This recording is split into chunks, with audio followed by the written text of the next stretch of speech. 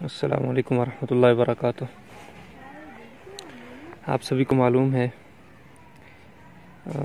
گزشتہ شب بعد از نماز عشاء میرے بھائی کو محمد بلال خان کو اسلام آباد کے اندر بہت ہی زیادہ بے دردی سے شہید کیا گیا۔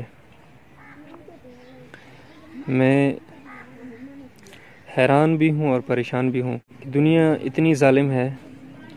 کہ آپ کی تجہیز و تکفین سے بھی پہلے آپ کے سامنے سوالات کا انبار لگا دیتی ہے اور الٹے سیدھے پروپیگنڈے کرنا شروع کر دیتی ہے۔ اس وقت مجبوراً میں پھر جب معاملہ بہت زیادہ حد سے آگے بڑھا تو اپنے جو بڑے ہیں ان کی مشاورت کے بعد میں یہ آپ کو اپنی فیملی کی طرف سے آفیشیل سٹیٹمنٹ کہیں یا ہمارا موقف کہیں وہ میں آپ کے سامنے رکھتا ہوں کہ بلال کی شہادت کیسے واقع ہوئی، کب ہوئی اور ہمارا کیا خیال ہے کہ اس میں کون ملوث ہو سکتا ہے وغیرہ وغیرہ۔ آج جنازے سے پہلے ہی مجھے اتنا دکھ ہوا، اسپیشل فورس کے کچھ بندے سیدھا گھر آ گئے، مسجد کی نماز پڑھنے کے ادھر آ گئے کہ بھائی آپ کے بھائی کیا کرتے تھے۔ ان کو شرم بھی نہیں آتی کہ ایسے موقع پہ انسان بات کرنے کی سخت نہیں رکھتا، ایسے موقع پہ وہ ہم سے کیسے اور کیوں کے سوالات پوچھتے ہیں۔ بہرحال یہ ان کے اخلاق کے اوپر ہے۔ دوسرا یہ کہ ہمارے جو صحافی حضرات ہیں تقریباً 7 جو جانے مانے ہمارے اینکر حضرات ان کی طرف سے فون کالیں آ گئیں کہ کمیل بھائی CNN اور نیو یارک ٹائم اور ایک عرب میڈیا کا کوئی چینل ہے، ویب سائٹ ہے اللہ عالم کیا، کہ وہاں پر بلال کی شہادت کو لے کر ایک پروپیگنڈا کیا جا رہا ہے اور وہاں پہ یہ باور کروایا گیا ہے کہ بلال کی شہادت ریاست نے کی ہے، یعنی پاکستان کی جو خفیہ انٹیلیجنس ایجنسیز ہیں انہوں نے کی ہے۔ تو اس کے بارے میں آپ کا کیا موقف ہے؟ تو دیکھیے میں نے ان کو اسی وقت بتایا کہ جو میں اپنی ویڈیو میں آفیشیل ویڈیو میں خود میں کہوں گا وہی ہماری فیملی کا موقف بھی ہوگا، وہی ہمارا خیال بھی ہوگا۔ اس کے علاوہ اگر کوئی کسی دوسرے بندے کے توسط سے یا کسی کے سورس سے آپ کو بتاتے ہیں، کوئی میڈیا چینل آپ کو کہتا ہے کہ یہ بات اس طرح ہے یا کسی کے اوپر کسی کو نومینیٹ کر کے کسی کو بلیم کرتا ہے تو اس کا حقائق سے تعلق نہیں ہوگا، وہ ایک پروپیگنڈے کی حیثیت رکھتے ہیں۔ بلال کی شہادت کیسے ہوئی میں آپ کو بتاتا ہوں۔ گزشتہ کل وہ والد صاحب کے ساتھ اسلام آباد گئے تھے، تو اسلام آباد ہمارے اپنے چچا کے گھر ہیں، وہاں چچا کے گھر میں وہ بیٹھے ہوئے تھے مغرب کی نماز کے بعد، تو ان کے موبائل پہ کچھ میسیجز اور جس طرح نارملی کالز وغیرہ آتی ہیں اس طرح کوئی کال آئی، تو بلال میرے والد صاحب کے بقول کہ بلال نے کہا کہ کیا آپ عثمان بھائی بات کر رہے ہیں؟ تو اس نے کہا میں عثمان بات کر رہا ہوں، جو لاسٹ کال تھی اس کا میں آپ کو بتا رہا ہوں۔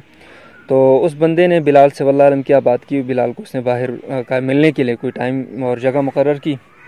تو بلال کے پاس اس وقت کنوینس اویلیبل نہیں تھا، تو ہمارے جو چچا ہیں اس وقت وہ بھی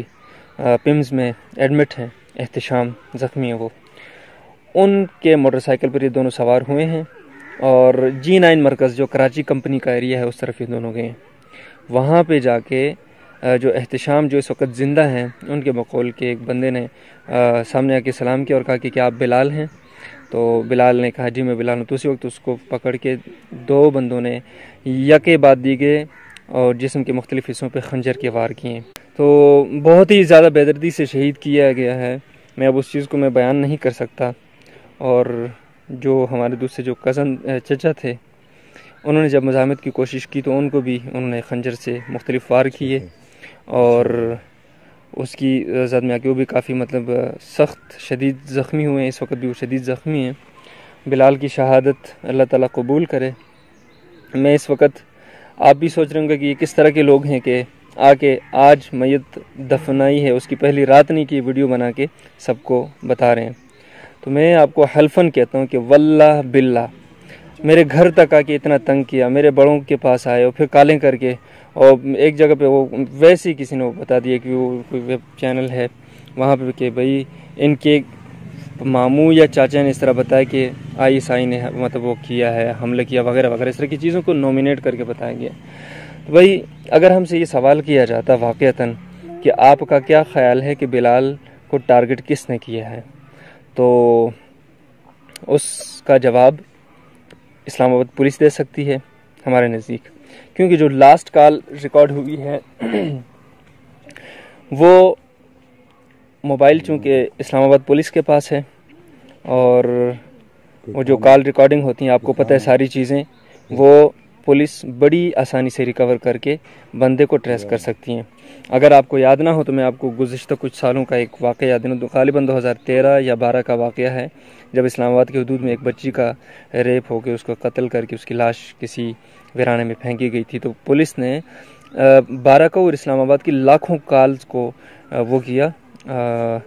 ٹریس کیا، اور پھر بڑی ٹیکنیکل طریقے سے ان کو وہ جو خاص ملزم تھا، جو مجرم تھا، اس تک پہنچنے میں کامیاب ہوئی تھی۔